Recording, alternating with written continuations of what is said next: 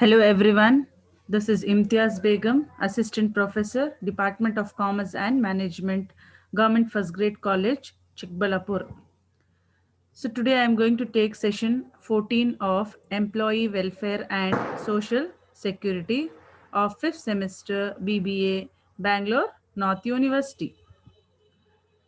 So under that I am going to discuss the impact of International Labour Organization on labor welfare in India.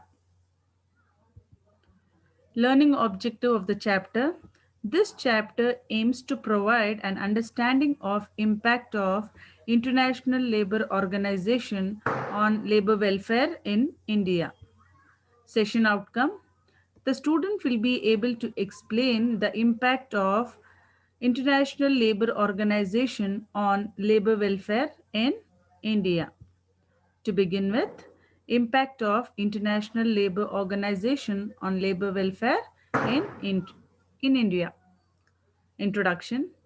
India has greatly benefited from the ILO standards, which helped in improving the lot of the working class.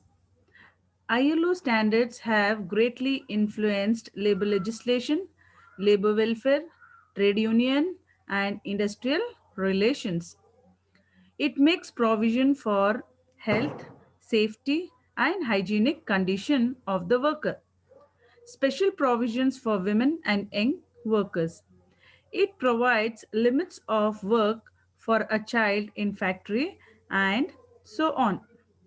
The major impacts on labor welfare or labor legislation in India are the Factories Act of 1881, Mines Act 1923, Trade Union Act and Payment of Wages Act, the Weekly Holiday Act of 1942, the Industrial Dispute Act of 1947, the Industrial Employment Act of 1946.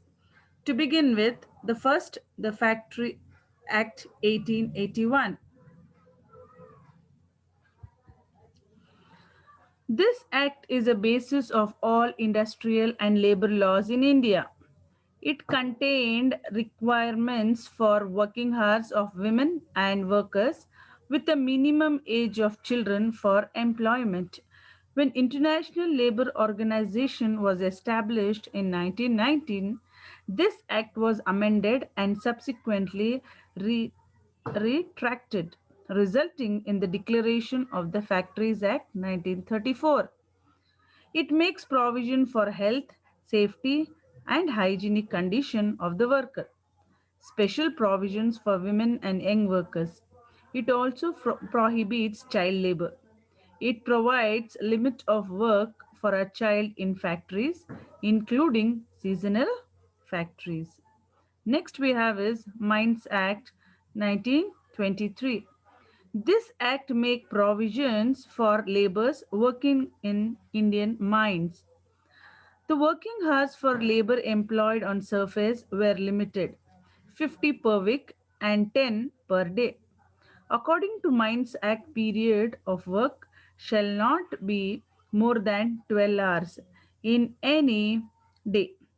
This also includes rest period for workers who are employed under the daily limit for them in 9 hours per day.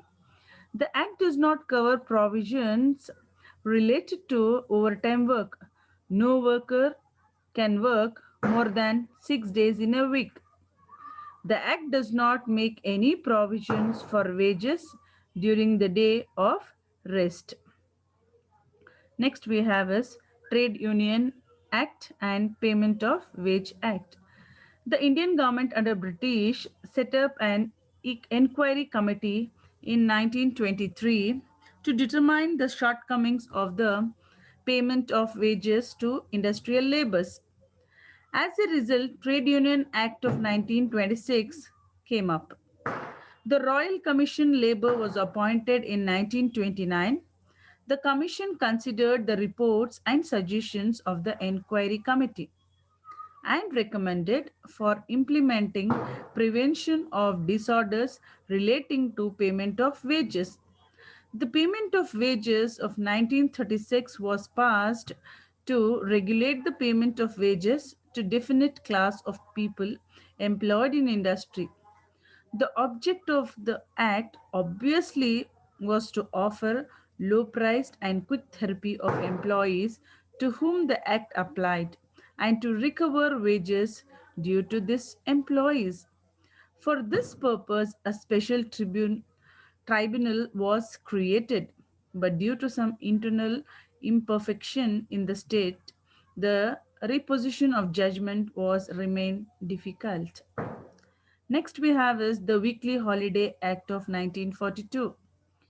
This act recommends one paid holiday in a week for people working in any restaurant, shops, or theaters, excluding position of management and confidential position. The government is authorized to award addition paid half day holiday in a week. The next one we have is the Industrial Dispute Act of 1947.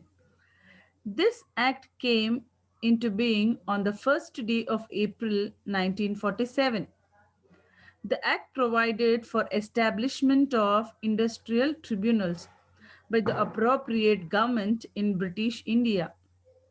It established a full-fledged industrial tribunal for adjudication of industrial disputes for the first time in India. Next we have is the Industrial Employment Act of 1946. This act came into force for the first time to employers in industrial establishment which are employing 100 or more workers. This act provides the way to define the terms and condition of employment of workers in the form of standing orders. The Merchant Shipping Act 1923 provided for an agreement between the master of the ship and seamen concerning their teams of service. These are some of the impact of ILO on labor legislation in India. Next, I have framed few questions. The major impact of ILO on labor legislation in India are providing weekly holiday Act of 1942, Industrial Dispute Act of 1947, the Industrial Employment Act of 1946. ILO's main objective is to help the workers. The Industrial Employment Act came into existence in the year 1946. Dispute Act was passed in the year 1947. ILO provides legislative assistance to laborers or workers. Thank you very much for your patience listening. Thank you.